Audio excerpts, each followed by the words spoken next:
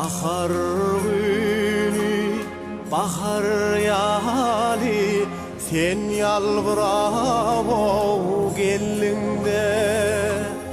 Arzularıma kanat verdin, kanat verdin hov kalbima. Sen yönökü güdüllerle bağıtım olup göründün. Armanlardan kayıp oldum, övrüldüm bir salgıma.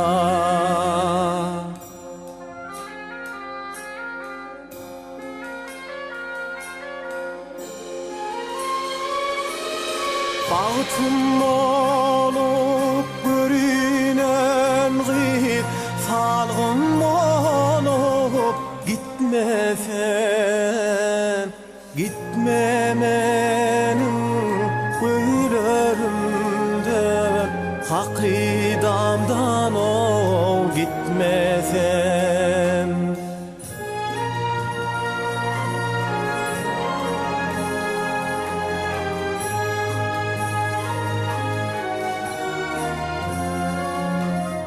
Seret yene bahar geldi, yine çemen oldum ben. Karış yanımı duydilerem, çık sen bugün hovsirana. Güleme gül çimalı, güleme gül keşfini.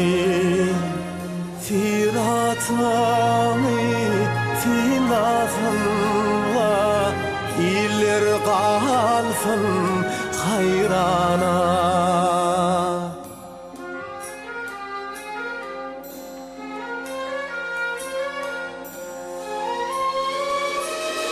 Bağıtım olup görünen git, salgım olup gitmesen, gitme menin güllerimden, hakidamdan ol gitmesen, gitme menin güllerimden, hakidamdan ol gitmesen, hakidamdan ol gitmesen.